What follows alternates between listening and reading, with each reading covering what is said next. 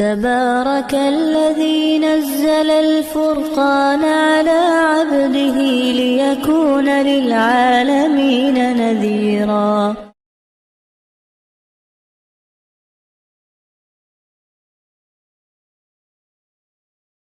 الحمد للہ رب العالمین والعاقبۃ للمتقین والصلاة والسلام علی سید الانبیاء والمرسلین. اما بعد، بات تو امیر صاحب کی ہے، لیکن امیر صاحب گرمی کی وجہ سے تھوڑا ہمت نہیں کر پا رہے ہیں، تو مجھے زبردستی انہوں نے حکم دے دیا تو دو تین باتیں کہہ دیتا ہوں. اللہ تبارک و تعالیٰ نے انعام و اکرام فرمایا کہ ایسے گئے گزرے دور میں ایسی محنت دعوت و تبلیغ کی عطا فرمائی جس میں ہمارے ایمان کی فکر کی جاتی ہے کہ اللہ کی ذات ساری کائنات کی خالق بھی ہے، اسی نے سب کو پیدا کیا، وہی سب کا مالک ہے. اس نے ہمارے ذمے تین طرح کی محنت رکھی ہے. جو اس محنت کو کرتے کرتے مر جائے گا، مرنا تو سب کو ہے، لیکن تین لائن کی محنت کرتے کرتے مر جائے گا، اللہ تعالیٰ اس کو کامیاب کریں گے. پہلی محنت کہ صحابہ کرام رضی اللہ تعالیٰ عنہم اجمعین اس زمانے میں جب کہ اللہ کے نبی صلی اللہ علیہ وسلم نے اسلام کی اور ایمان کی دعوت دی تو 360 بتوں کو بھی مانتے تھے اور اللہ کو بھی مانتے تھے.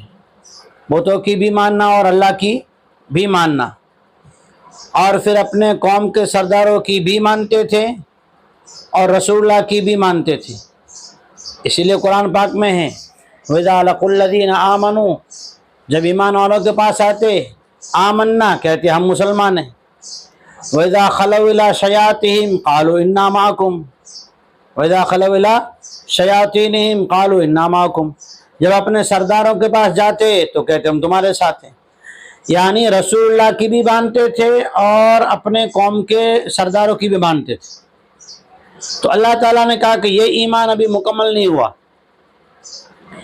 ایمان مکمل کرنے کے لیے صرف اللہ کی ماننا ہے اور صرف محمد رسول اللہ صلی اللہ علیہ وسلم کا طریقہ ماننا ہے. ایسا ایمان بنانے کے لیے ان کو جو محنت کرنی پڑی، تو آدمی ہے نا، آدمی کسی زمانے میں گیت گاتا ہو، گانے سنتا ہو، لیکن نیک ہو جاوے، بزرگ ہو جاوے، اور پھر اچانک کہیں گانے کی آواز کان میں پڑے تو پرانی یادیں تازہ ہو جاتی ہیں اور پھر سے آدمی گنگنانے لگتا ہے گانے کو.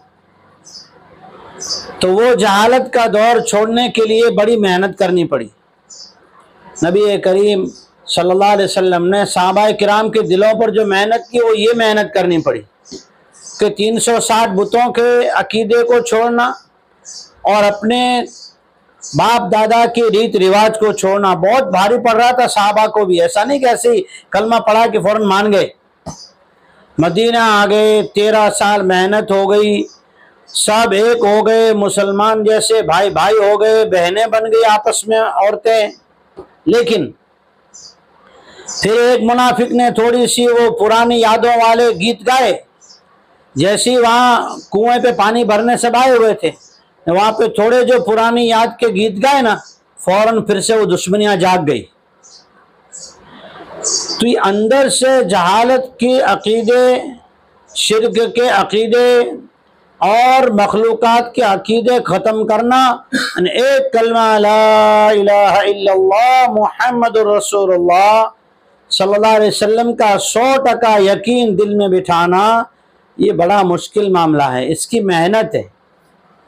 صحابہ کیا کرتے تھے کہ عمل کرتے تھے محمد رسول اللہ صلی اللہ علیہ وسلم کی بات پر. منافقین کیا کرتے تھے؟ ادھر بھی رہتے تھے، ادھر بھی جاتے تھے. صحابہ تو حضور کی اطاعت میں، لیکن منافق کوشش کرتے تھے.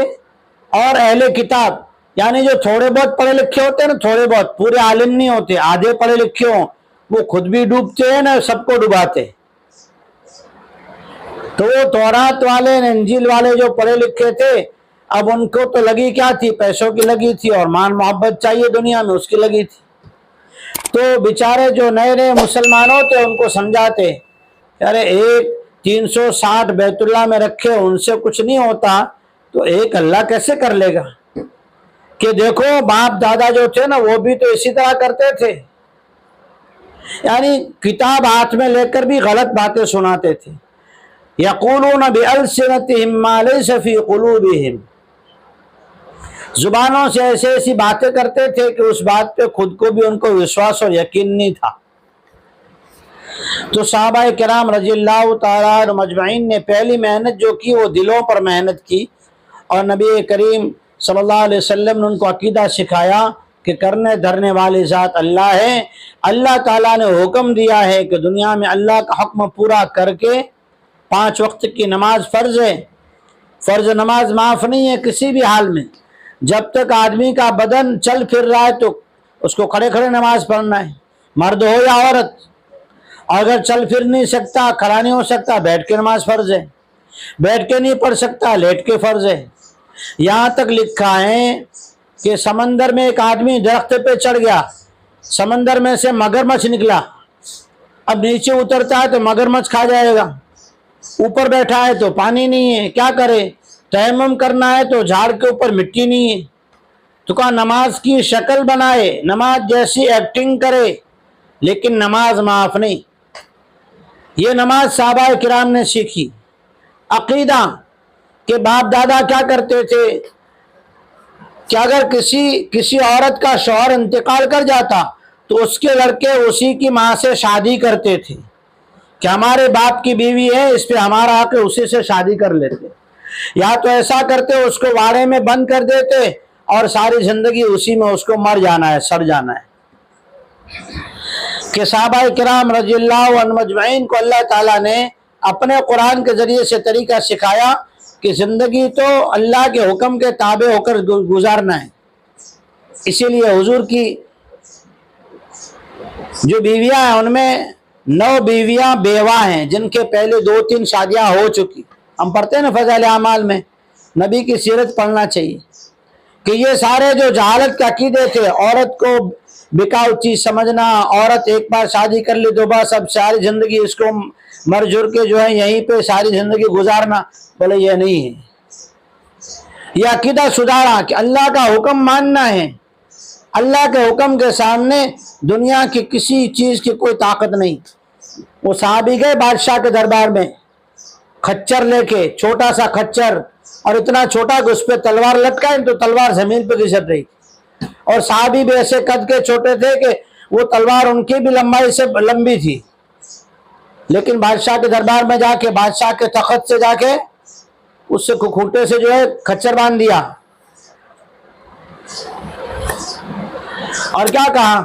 مخلوق کی غلامی چھوڑو، اللہ کی غلامی اختیار کرو. لوگوں کی نہ مانو، اللہ کی مانو. مخلوق کی پوجا عبادت نہ کرو، اطاعت نہ کرو، اللہ کی اطاعت کرو، اس کا سجدہ کرو، اس کے نام کی نیاز کرو. یہ عقیدہ ایسا مضبوط عقیدہ ہوا.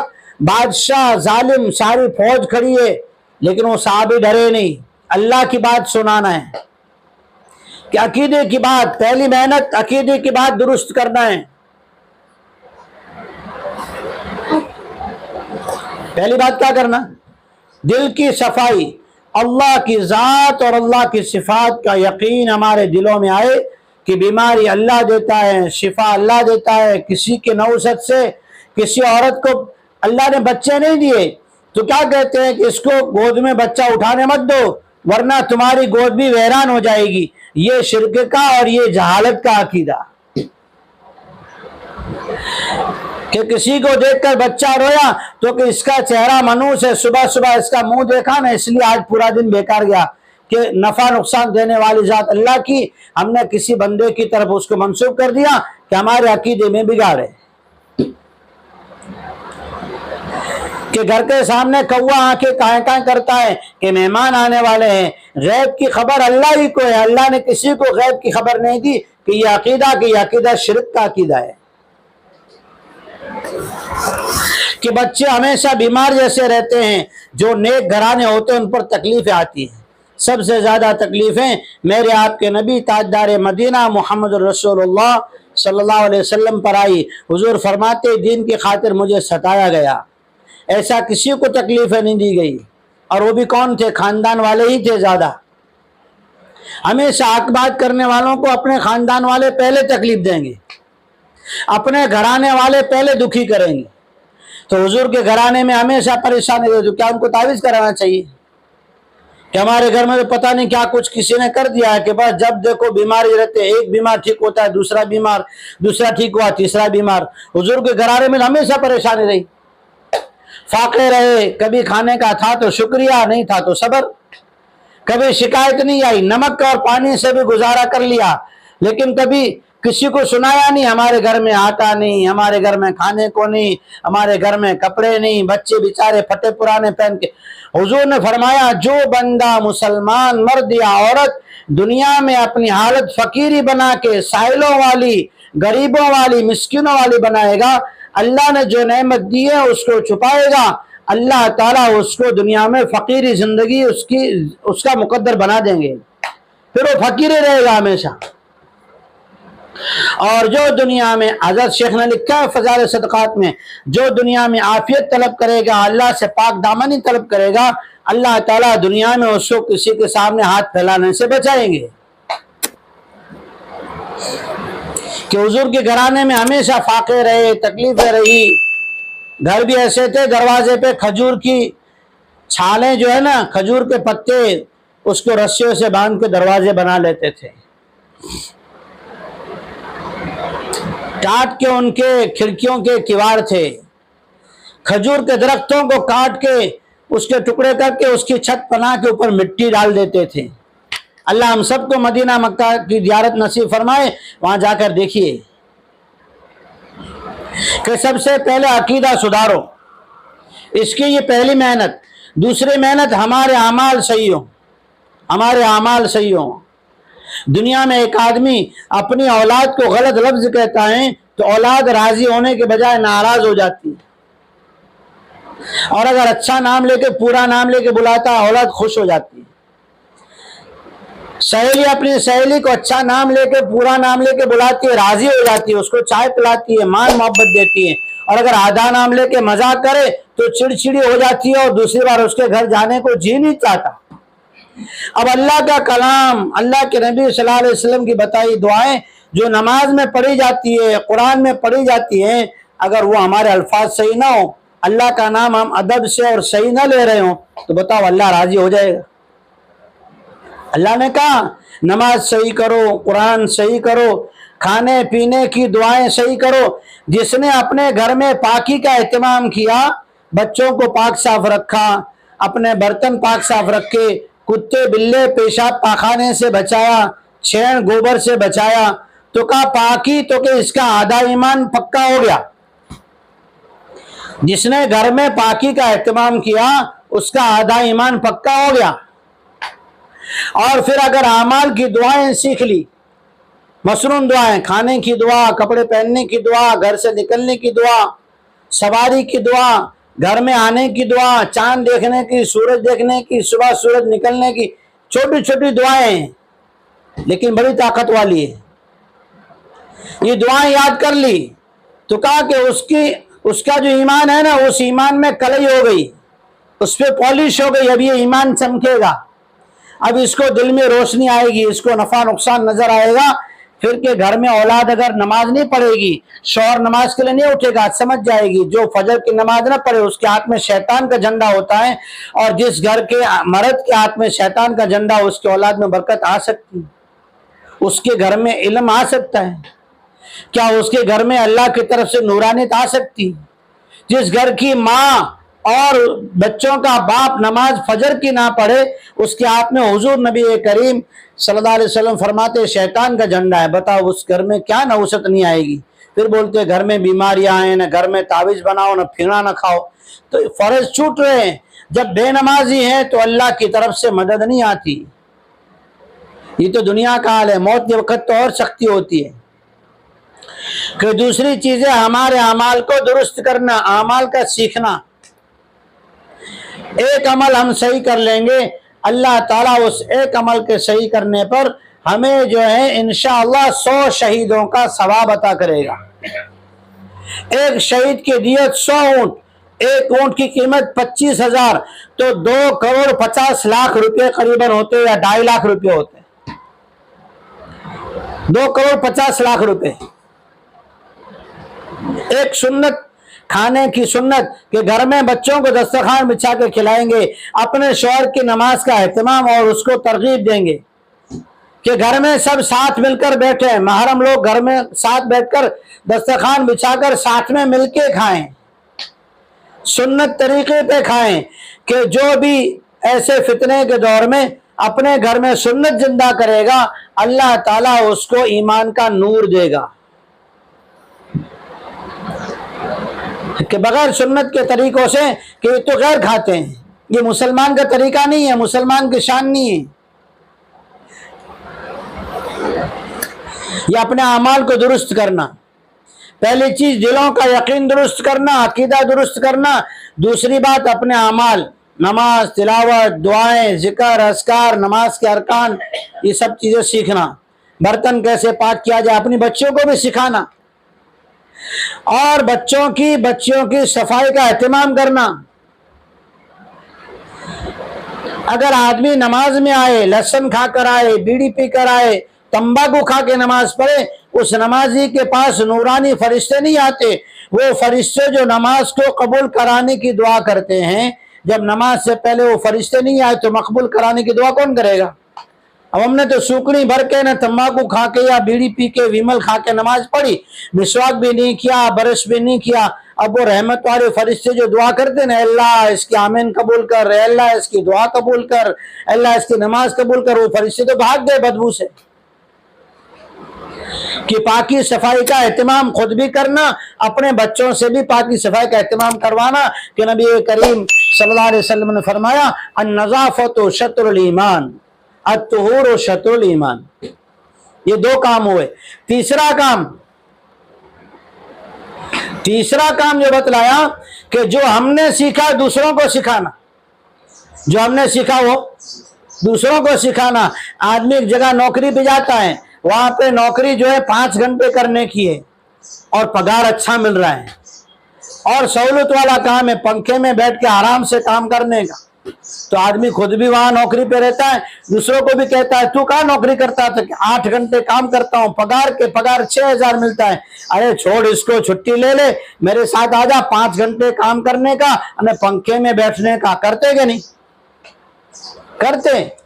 سبزی لینے گئے, کپڑا لینے بازار میں گئے, ایسی اچھی دکان دیکھ لی جہاں پہ کپڑا سستا بھی ملتا ہے, اچھا بھی ملتا ہے, اور وہ گراہک کا لحاظ بھی کرتا ہے, بٹھاتا بھی ہے, پانی بھی پلاتا ہے. دکان والے ایسے اچھے لوگ ہیں. کیا کہتے ہیں؟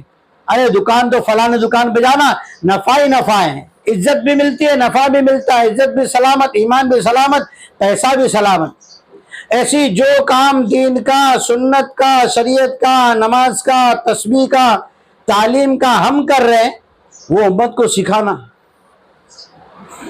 کیونکہ دنیا کا پیسہ, دنیا کا پگار, دنیا کی مال دولت, یہ تو یہاں رہ جائے گی.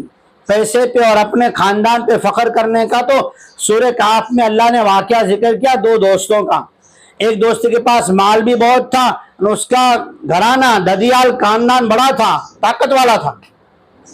تو اس نے اپنے غریب دوست کو کہا, دیکھ انا اکثر منک مالا واعز نفرا ودخل جنته وهو ظالم لنفسه قال ما اظن ان تبيد هذه ابدا. کہ میرا باغ دیکھ, میری واڑی دیکھ, اس میں نہریں جاری, اس میں کھجور کے درخت, اس میں انار کے درخت, اس میں کیسی کیسی سبزیاں پھل فروٹ ہوتے ہیں, اور میرا خاندان دیکھ کتنے ہم بھائی بہنیں ہیں, ہمارے دادا کتنے, ہمارے چاچا کتنے. اللہ تعالیٰ نے اس بات پہ اللہ ناراض ہوا. غریب کو ستانے کے لیے اس نے اپنی طاقت کا اور تکبر کیا, اپنے مال کا, اپنے خاندان کا تکبر کیا. قرآن پاک کے سورہ کہف میں یہ قصہ ہے. 15 پارہ ختم ہونے سے پہلے یہ قصہ ہے. اللہ تعالیٰ نے ایک رات میں آگ بھیجی, وہ صبح جو ہے ماتھا کوڑتا رہ گیا. کہ تکبر نہ کرو مال پر, تکبر نہ کرو خاندان پر. اللہ کو تکبر پسند نہیں ہے, اس نے کئیوں کو مٹی میں ملا دیا. کہ ہم بھی دین کا راستہ, اپنا عقیدہ بھی درست کریں, اعمال بھی درست کریں, اور امت کے اندر اپنے گھر میں, اپنے فریے میں, اپنے محلے میں اس محنت کو روزانہ فکروں کو لے جائیں. موت کا کوئی بھروسہ نہیں. بغیر توبہ کے چلے گئے سب کچھ نہیں کریں گے, سب جا کے مٹی میں سلا دیں گے. قبرستان میں مٹی منو من مٹی کے نیچے پتھر ڈال کے برابر سیمنٹ اور مٹی گاڑا لگا کے اوپر سے پتھر ڈالیں گے, پھر مٹی ڈالیں گے, پھر پتھر ڈالیں گے, پھر کانٹے لگائیں گے کہ یہاں کوئی قریب نہ آ سکے. اس مٹی کے گھر میں سونے سے پہلے اپنے عقیدے اور اعمال کو درست کر کے امت کی فکر میں لگ جائیں, تاکہ مرنے کے بعد ہمارے ساتھ ہمارے اعمال ہوں, ہمارا ایمان ہو, ہماری تلاوت ہو, ہماری دعا ہو, اللہ کا تعلق ہو, اللہ کا قرب ہو, محمد مصطفیٰ صلی اللہ علیہ وسلم کی پیاری سنتیں, پیاری قرآن کی تلاوت, یہ پیاری پیاری نماز, یہ اللہ کے دین کی محنت, یہ قبر میں ہمارے ساتھ کھڑی ہو اور منکر نکیر کا جواب دینے میں ہماری مددگار بنے. اس اکیلی قبر کی تنہائی میں نہ ماں آئے گی, نہ بھائی آئے گا, نہ کوئی خاندان والے آ کے لاٹھیاں لے کے مقابلہ کریں گے. وہ تو اکیلی جگہ ہے جہاں تنہا رہنا ہے, پھر تنہا اللہ کے سامنے کھڑا ہونا ہے کہ دنیا میں جس نے 3 لائن کی محنت کی ہے وہ دنیا سے جائے گا. دنیا والے تو رو رہے ہوں گے, لیکن جانے والا ہنستے ہنستے جائے گا کہ دل کے عقیدے کو درست کیا, جو اعمال اپنے ذمے میں تھے وہ اعمال صحیح کیے تھے اور امت کے لیے دین کی فکر کی تھی, اسے دنیا کے چھوٹنے کا کوئی دکھ نہیں ہوگا, اور آگے کیا سوال ہوں گے اس کا کوئی ڈر نہیں ہوگا. کہ 3 لائن کی محنت اللہ تعالیٰ نے دعوت و تبلیغ کے ذریعے سے دی ہے.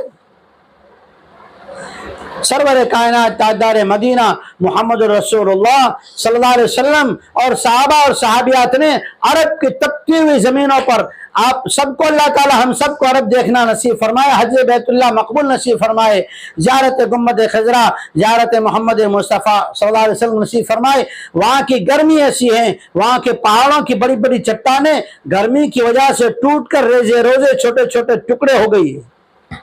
میں نے اپنی آنکھوں سے دیکھا ہے. اس لیے یہ 3 لائن کی محنت ہے, یہ ہر ایک کے ذمے ہیں. جیسے ہم کھانے کے بارے میں بھوک لگتی ہے نا, تو یہ نہیں دیکھتے کہ کیا کھائیں, کوئی کچھ ہے کہ نہیں ہے, جو ملا حلال ملا, حلال ملا, حلال ملا تو اسے کھا کے اپنا وقت گزارا کر لیتے ہیں.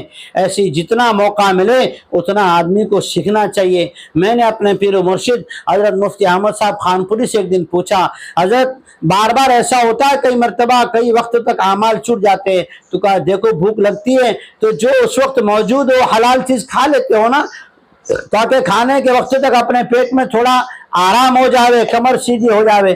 میں نے کہا جی ہاں. تو کہا اسی طرح اعمال کا کام ہے, جتنا ہو سکے آج سے شروع کرنے کی نیت کر لے. آج سے میں اپنے دل میں جو غلط عقائد تھے اسے درست کرنے کی فکر کرتی ہوں یا کرتا ہوں, اور اللہ کے ذات و صفات کا یقین, شریعت میں, اسلام میں, دین میں ہماری کامیابی ہے اس کا یقین, اور اسی کے مطابق جو ہے اپنے گھر کا کام کاج کریں گے, گھروں میں تعلیم زندہ کریں گے, روزانہ بیٹھ کر اپنے بچوں کا سبق سنیں گے اور اپنے قرآن کو, نماز کو, صحیح مسائل کو سیکھیں گے. اور جو دین سکھائے وہ استاد ہیں. حضرت علی رضی اللہ تعالیٰ عنہ فرماتے ہیں جس نے تمہیں دین کی ایک بات سکھائی تم اس کے غلام ہو, وہ چاہے تمہیں بیچ دے یا آزاد کر دے. اور اسی لیے حضرت خانپوری صاحب فرماتے ہیں جو یہ دعا کرے, قل اللہ 3 بار 4 بار 6 بار پڑھ کے دعا کرے, اللہ جن جن کے ذریعے سے مرد ہوں عورتیں ہوں میں نے علم سیکھا, اللہ ان سب کو ایصال ثواب عطا فرما, تو اللہ تعالیٰ اس کو علم کا سیکھنا آسان فرما دیتے ہیں.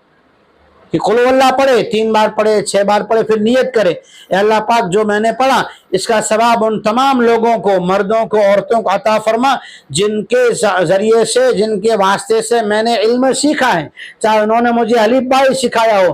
تو اللہ تعالیٰ اس بندے اور بندی کو علم سیکھنا, دعائیں یاد کرنا, قرآن صحیح کرنا, نماز درست کرنا, مسنون دعاؤں کا اہتمام کرنا, اللہ تعالیٰ اس کے لیے آسان فرما دیتے ہیں. اللہ تعالیٰ ہمیں 3 لائن کی محنت کرنا آسان فرمائے, مقدر فرمائے, اور یہ چیزیں سیکھنے کے لیے ابھی تقاضے. دین کی بات پھیلانا صدقہ جاریہ ہے. ثواب کی نیت سے ویڈیو کو شیئر ضرور کیجیے. جزاک اللہ.